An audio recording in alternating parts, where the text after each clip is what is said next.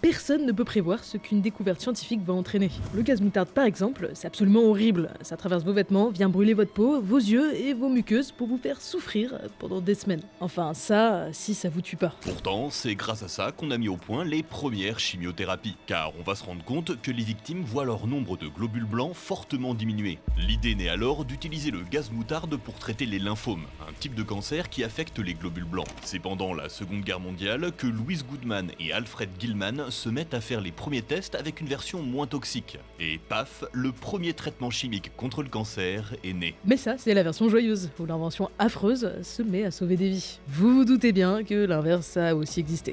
Alors, qui est le scientifique qui a malencontreusement inventé le mauvais truc, qui a créé Eureka dans son labo avant de réaliser qu'il était à l'origine d'une hécatombe? C'est le thème de l'émission du jour, et vous allez être surpris. Alfred Nobel.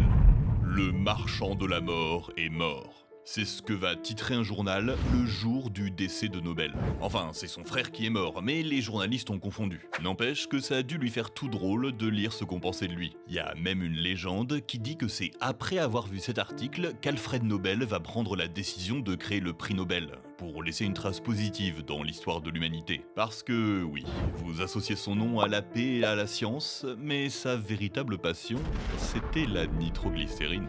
Les Nobel, c'est une famille d'inventeurs. Le père d'Alfred, Emmanuel, était un ingénieur qui a fait sa renommée en construisant des bâtiments, des barrages, des machines industrielles, mais aussi des armes et des explosifs. Il va même inventer sa propre mine marine. Forcément, avec un papa pareil, on a vite fait de s'intéresser à tout ce qui fait boom. Après avoir passé plusieurs années en France et aux USA pour étudier et rencontrer Asciano Sobrero, l'inventeur de la nitroglycérine, il se prend de passion pour ce liquide explosif instable. De retour auprès de sa famille, il met au point une méthode pour en produire de façon industrielle et pour la faire exploser à distance. À l'époque, c'est une petite révolution, car jusque-là, le seul explosif utilisable, c'était la poudre, beaucoup moins puissante. Ça fait gagner un temps fou quand il y a besoin de creuser dans la roche, par exemple. Le petit problème, c'est que la nitroglycérine, ça se transporte pas hyper bien. Un choc suffisamment puissant et c'est la catastrophe. Que ça soit sur le terrain ou dans les usines, les accidents vont se multiplier. C'est d'ailleurs comme ça que le frère d'Alfred va perdre la vie. Ça devient alors urgent de trouver une solution. Et après quelques années de tests, il arrive avec l'invention qui va faire sa gloire, la dynamite. Il utilise une roche sédimentaire poreuse qui absorbe la nitroglycérine pour en faire une pâte bien moins instable. Il n'y a plus qu'à la façonner en tube avec un détonateur au centre, et voilà, la révolution est en marche. Vous pouvez les jeter ou même les brûler, ça explosera pas. Cette invention, ses nombreux investissements dans les sociétés de ses frères et les quelques 355 brevets qu'il va déposer dans sa vie vont le rendre immensément riche. Alors, ok, mais en quoi son invention est si dangereuse que ça l'a rendue plus sécurisée? C'est simple, tant que la nitroglycérine c'était instable et hyper dangereux à manipuler, personne ne voulait trop y toucher. À partir du moment où Nobel invente la dynamite, le monde entier a accès à un explosif puissant et simple d'utilisation. Pour déblayer les roches, c'est super, pour causer un attentat, un peu moins.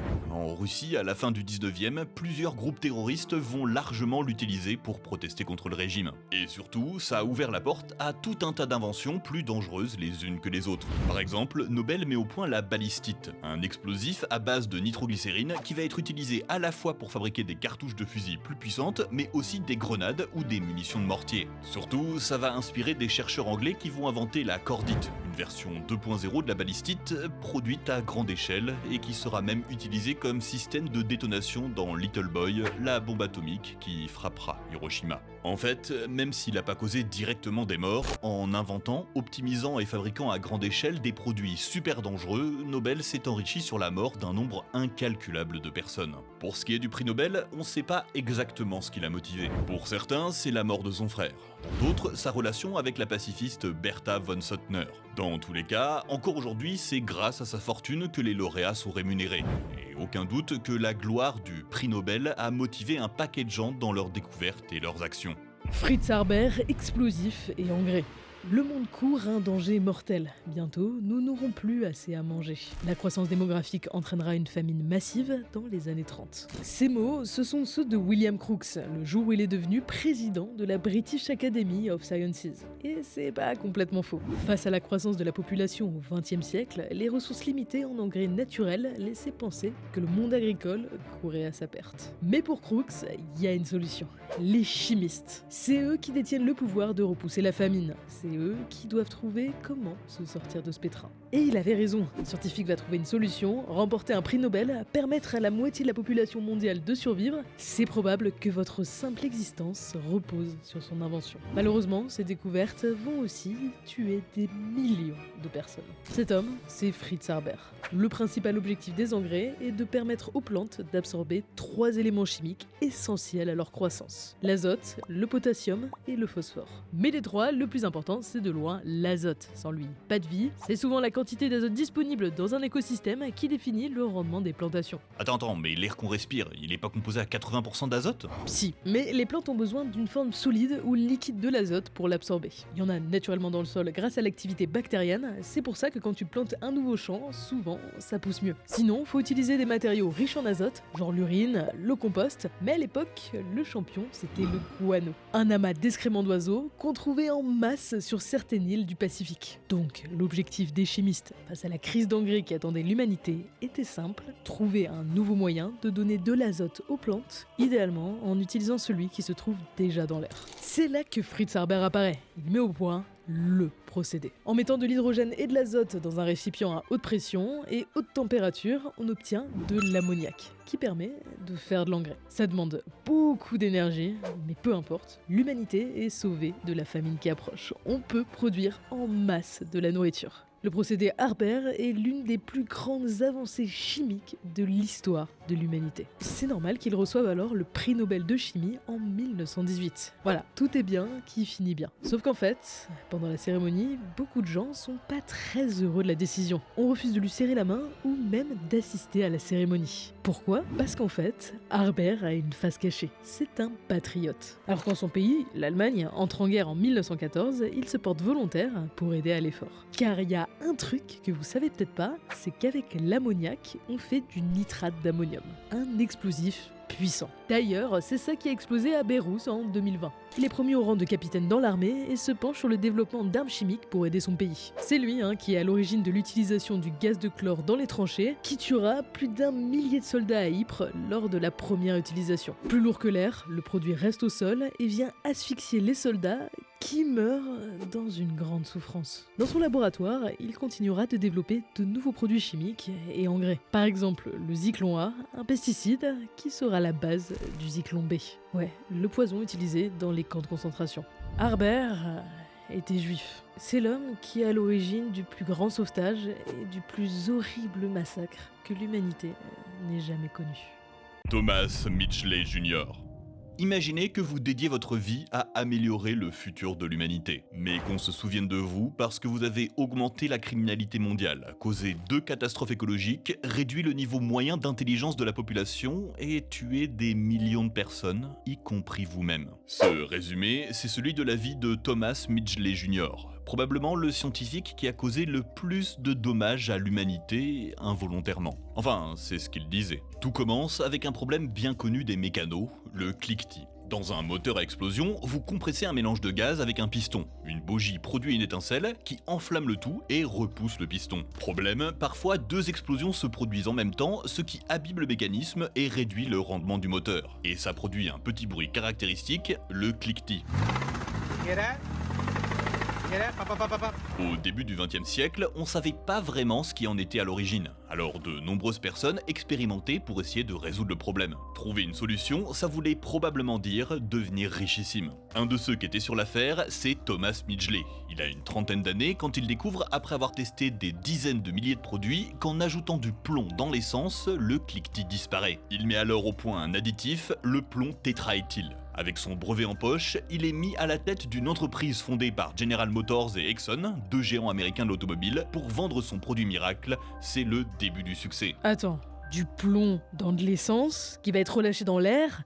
Un truc qui va pas, non ? Ouais, tout à fait. Quoi, c'est tout ? Ouais, t'as raison, c'est hyper toxique. Devant la demande qui explose, on construit de nouvelles usines et les problèmes apparaissent. Dans les premiers mois d'exploitation, on compte une dizaine de morts et une 50aine d'employés malades. Le saturnisme, c'est comme ça qu'on appelle l'empoisonnement au plomb, ça rigole pas du tout. Ça affecte votre système nerveux, digestif, votre pression artérielle, vos reins et ça impacte le développement des fonctions cérébrales. Mais du coup, ils étaient pas au courant du danger à l'époque ? Bien sûr que si, et Thomas le premier, il s'était intoxiqué lui-même pendant pendant ses recherches et avait dû prendre des vacances pour récupérer. Mais ça n'a pas empêché, devant les accusations, de tenir une conférence de presse où il va essayer de prouver que son mélange est inoffensif en se le versant sur les mains et en l'inhalant pendant plus de 60 secondes. Il va clamer haut et fort qu'il peut faire ça tous les jours sans avoir le moindre problème de santé. C'est évidemment faux. Mais au début des années 30, la majorité des voitures civiles étaient aux USA et une bonne partie utilisait encore le produit miracle de Thomas, relâchant une quantité astronomique de plomb dans l'air.